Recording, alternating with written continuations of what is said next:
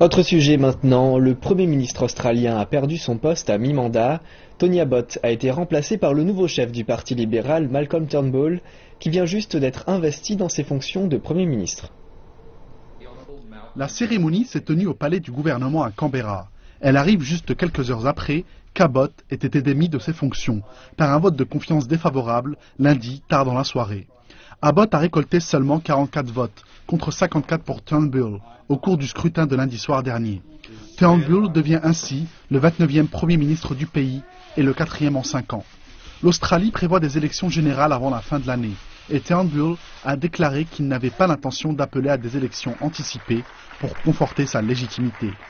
Il s'est engagé à se concentrer à renforcer l'économie chancelante du pays.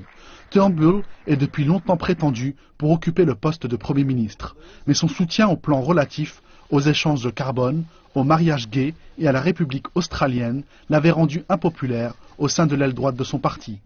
Abbott avait appelé plus tôt à relever le défi par l'intermédiaire de son ancien ministre de la Communication.